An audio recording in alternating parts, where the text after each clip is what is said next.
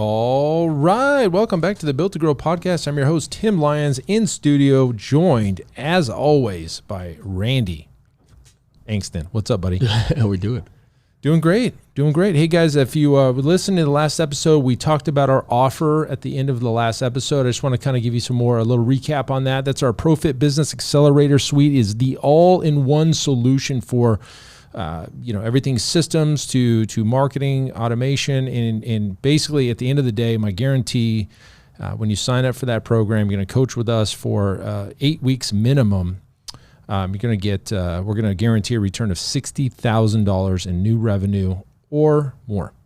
Boom. Or more. That's a 14K program. This is this is the only way to get all of these things all in one and work directly with us. And I want to guarantee it. I know that I can get you way more than that. So I'm willing to say, hey, 60K, it's 4 times your money back plus some. For 14K, you'll get the Accelerator Suite, and it comes with coaching, automation, all of your marketing, including GPS, and we're going to help you run and set up your campaigns the way that I know that works. I don't see a whole lot of people running their Facebook ads the way that I run them, and in all the gyms that are kind of stale on some of their ads, I've been getting in there and resetting it up, and it's been taking off like crazy. So yeah, I mean, I'm sure you're listening. You're like, how the heck can you guys guarantee that? Well, we've done this a lot. This is a campaign. You know, the marketing aspect of this is something that we've run ourselves here quite a bit. We've done this with our Iron Circle. We've been in the trenches, and we've done this quite a bit, and we are that confident. So, it's been a long time since we've had our hand in the marketing realm as far as opening up and offering that as a service or allowing. And I would never do it by itself. Hell no would we ever go down that again. But this is something that we are really passionate about. The reasons because this is, guys, we're adjusting everything at once. Yep. This is like Tim said, the systems, the automation. I mean, this is everything that we have to bring forth, and you're gonna get it all in one option. Boom. All right. So if you're interested in that, want to learn more, no hard sell. We're just going to tell you more about it. It's pfmarketingsolutions.com/call. All right. Let's get into this episode. What are we talking about today? So today we're going to dive into, we're going to talk marketing. We're going to talk a little bit about the consistency and having some patience, discipline, but removing the emotion. Marketing needs to be logic-based. And so we're going to dive in and discuss why and how and if you're going to make changes and things like that, how that should go about. Okay. I think a common theme that some gyms, they keep an eye on their ads quite closely, and they look at one KPI, which is typically CPL, which is cost per lead. And they like a low cost per lead because who doesn't, right? You might as well get a low cost per lead. And as that low cost per lead starts to increase, maybe it doubles, maybe it triples. They get real nervous. They start wanting to click that off button and say, whoa, this isn't working anymore. I need to kind of throw this thing out. I got to start new. I got to create a new offer, a new copy, new images, new landing pages. I'm going to revamp this whole thing. When, diving deeper into the data, we start to find out, well, wait a minute, you were still getting a return on ad spend. You were still acquiring clients at a reasonable rate. You're getting all your money back in month 1, month 2, maybe even month 3. You're signing these people up for long term. Your client lifetime value is $4,000, $5,000, $6,000, and you're paying $500 for them. Should you really turn that off? And that's where the emotion comes into the situation. They see that CPL creep up, and then they just, whoa, I don't want to overspend. I don't want to spend too much. And they turn it off, and they find out later on, I should have probably kept that on after we dig into the data. And it's happened over and over and over and over. And to be honest with you, a lot of times it's not your fault. You just only see the one number, and that's the only thing you're gauging the success or failure of a campaign is on the CPL. And really, that's not ever the number we want to look at. We want to look at CPA, cost per acquisition. If you're spending $80 a lead, but you're closing, every 2 leads, so you've got a CPA of $160, and your AOV, which is your average order value, is $400, $500. Like, why would you ever turn that off? Even though you have an $80 CPL, you're still making a ton of money on this, and they're staying long-term, and your client lifetime value is much higher than that. Like, why would you ever turn that off? If you're only looking at that $80 CPL, you're probably going to want to turn it off. I'll tell you why. Why? Because the majority of them don't even know the data on the second half of what you just said. Right. And no offense, like guys, like I don't mean that disrespectfully, but if you don't know the logical answer of it, it's because you don't have the data, right? So you're reliant on those emotions. So if you're putting all of that attention and that worry on the cost per lead, and that starts to creep up, that's the only thing that you have a variable. Like that's the only variable you're paying attention to. And so, yeah, you make an emotional choice and you pull the plug. Right. But when you look at, it's like not having the full picture. And that's why we talk about, like, that's not the number to focus on. The average, now I'm thrown off. Our cost per acquisition in relation to our average order value, that's where we keep our attention when it comes to our marketing campaigns. And when we do that, we remove the worry, we remove the emotion from the situation, and we can remain disciplined and consistent, and we can allow marketing to grow and gain momentum and earn success and have those offers in the marketplace for extended periods of time without the offer going stale, because we're not throwing the baby out with the bathwater. And that's the second half of this. Was, let's say that average or that cost per lead does start to creep up. Well, guys, you shouldn't throw that whole you shouldn't hit delete on that campaign. You should start to work the assets that are part of that campaign to see where you can actually make gains within, this strategy that's still working. Mm-hmm. There is still success within this, right? And so, that's where I wanted to really draw focus was, long before changing the campaign, long before changing the sales page and the offer that you're bringing to the marketplace, or going from a free week to a 7-day trial to a 14-day, 21, 6-week, whatever the hell it is, right? Before we go throw the confusion out there in the marketplace, let's just make a couple changes to see if we can get our cost per lead down, which just saves us it earns us a couple additional bucks on the front end. But we still know, even in the worst case scenario here, again, not potentially, but that you've laid out, we're still making money on the front end. We're still acquiring the clients from the marketplace. Those are the big wins that we need to be focused on. It's not just about that one number. Really, guys, the honest truth of this whole equation is you have to understand where the money is made. The money is made on the back end. And I could care less if we make any money on the front end. It's nice, but it doesn't always happen. And I know what we're going to make over the long term of a client, then that's where the real money's made. And the other side of that equation is once you have a client in your ecosystem, that you own that client and they're a member at your gym and you're training them, guess what happens? You've got other opportunities to sell them. They've got referrals. They're a promoter of your business in the marketplace. They're wearing your shirt around. Like that all needs to be factored into the value. Marketing is the acquisition of customers, hopefully at a profit, but understand that doesn't always have to be a profit on the front end. Correct. The money's made in the back end of the business. And that's where a lot of gyms lose focus. It's like, I'm only looking at CPL. That's like one fraction of what you should be looking at. Yeah. It's everything downhill of that. Exactly. And that's where the ability to remove that emotion comes in. I'm telling, you know what I mean? You're comfortable in the numbers, and with that comfort comes that trust, that discipline. You can kind of ride the wave. The one thing I want to really point out too is this style of marketing, because we have the data, we have it in front of us, we have the ability to remove as much of that guesswork as possible. Social media marketing is one of the few arenas we get to play with that much control, right? You could take those ad dollars and move them somewhere else. Like if we knew that it was cost us, let's say it was $120 let's just do round numbers, $100 to acquire a client. Mm-hmm. If I knew that consistently, that it was $100 to bring somebody into my business through social, but then I had the ability to go to TV, radio, all these other direct mail and spend marketing dollars without a direct, clear understanding of what those acquisitions turned into, or those ad dollars, converted into acquisitions. Why would I even take the risk? Never. That's a gamble. Yeah. But that same mentality is what we're seeing gym owners do consistently when they hit stop on a campaign and they go grab the next marketing, something off the shelf that somebody else ran, throws it into the marketplace to try, something new again.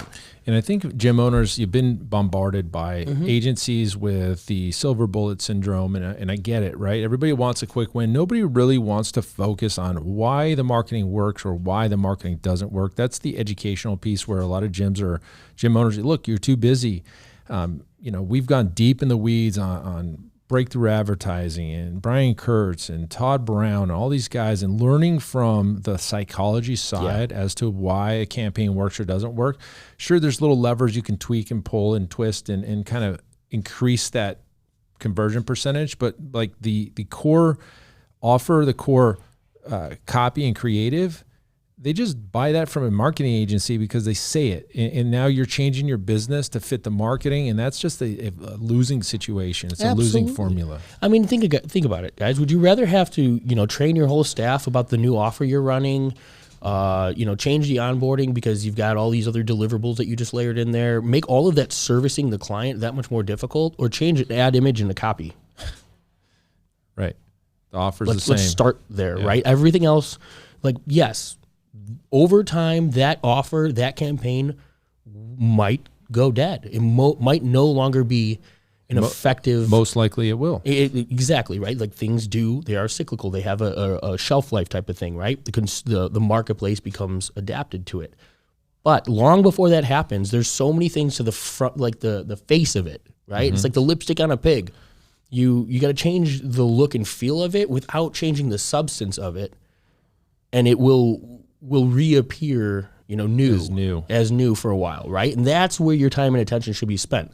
See how many times you can make the same service, the same offer, look and feel new to the marketplace. Should be the only objective, right? Until in the absolute, when that no longer works, now we consider changing the offer. Now we consider. Right. Having to change a little bit more of what we're bringing to the marketplace. But the first thing that gym owners typically do, at least ones we're talking to, is they flip the whole offer on its head. Oh yeah, absolutely. We're offering things that don't even make sense in our gym sometimes. If the offer never worked, then you need to change the offer. But if the offer worked and it started to slow and then it started to increase in cost, then there's so many other things you would do first before throw the whole offer out, right? Yeah. So you have to understand, if you have an offer that has worked in the past, even a year ago or 2 years ago, you might want to revisit it. As long as it doesn't break your delivery systems in the gym, mm-hmm. and you have to change your whole systems and your models just to fulfill on the offer that you're giving people, then it's worth a chance to kind of go recycle back and go look at those old ad campaigns and bring them back. But then just change the fronting of it, right? Yeah. The facade, the veneer can change, right? Yeah. Instead of stone, it's brick. Instead of brick, it's stucco today. Instead of stucco, it's wood siding. But it's the same house. It's a damn house, right? Yeah. That's the thing, is we're trying to change. We can go on about that. You can tell, guys, we're passionate. Because ultimately we're trying to really help understand that all of the work and the struggle that goes into marketing in the fitness space is spent on the wrong things. You guys want to simplify your business, get rid of 99% of the stuff you've been working on, put this into play, and then, like I said, when it gets stale, change the imagery. Change maybe who you're talking to. Understand this process before you're worried of, I don't know who decided that fitness gym owners are the marketplace, the marketing marketplace, the people who've marketed to gym owners. Mm-hmm. We must have expected them to be like rocket scientists with marketing. I mean, because they throw every offer, every understanding, every way to position an offer. So many different things are thrown at gym owners, and the expectation is, here, all of these things, just go do these. These work. Yeah, just do these things with no consideration to your brand, your voice, your model, any of it, or an understanding to certain foundational things of marketing. You know what I mean? Well, that's really the thing I want to maybe press for those gym owners that really are focused. This is your baby. Your gym's your baby. You should go learn marketing. Amen. You should go study it. You should immerse yourselves, take courses, read books, listen to podcasts that speak to marketing, but not in the fitness industry. Get away from the fitness industry. What we do in the fitness industry typically is like marketing 101. Yes. There's such a bigger rabbit hole to go down, and you'll find nuggets along the way, little carrots you put in your bag, and then you can throw those out into your market and beat everybody. It's amazing. Perfect example, when Tim and I read a book on marketing, it's like Seth Godin. You know what I mean? It's not other agencies in the marketing place or in the fitness space typically, or traditionally. I'm not saying only, right? But that's where the foundational understanding of marketing comes into play, the psychology around the consumer, the whole reason that we're presenting these things to the marketplace. You have to know why and how. And yeah, go look up Dan Kennedy. Mm-hmm. Yep, was listening to his show today. Russell Brunson bought Magnetic Marketing, and he's relaunched a podcast. If you want to go look it up, it's Magnetic Marketing. It's Dan Kennedy's old like topics, his phone calls, his group. Nice. It's his old seminars. They're from like 20 years ago. Mm-hmm. Some of them 15 years ago, 18 years ago. And I'm listening to him like, yes, that works. That works. That works. And it's the foundational principles. It's not the 6-week challenge. Mm-hmm. It's not any of that. It's the levers and the psychology. It's the headline, the way you write it, and what your promise is, and what all this stuff is. And that's why it works. Not because it works because it works on the human psyche, on all of us in a way, right? Yeah, like it's the way people are cater to people, the way that we operate and move and make decisions. It's not maybe this appeals to Tim or this appeals to someone. It's really the big focus of today's show. And guys, the takeaway is like, yes, you've got turnkey solutions that live in the marketplace, but if they don't fit your model, don't ever dare put those into your market, because then it breaks so many other things downhill. Yeah, maybe you're going to get low cost per lead, but now you're fighting with that client for the next 2 years, and they're the worst client you ever had. But you got a low cost per lead.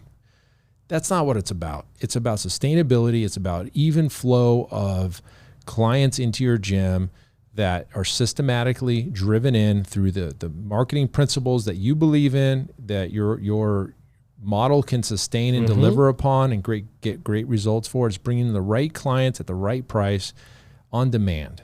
And that's, once you get to that point, your life, you can take a deep breath. You're not trying to flip campaigns and throw new ideas into the market and hopefully it works because this agency said it would. It's you own it. And you have confidence in it. And that's the thing. Like you're in the driver's seat for once. You're not reliant on an agency. And even if they're doing the work, you can employ, those principles, your beliefs.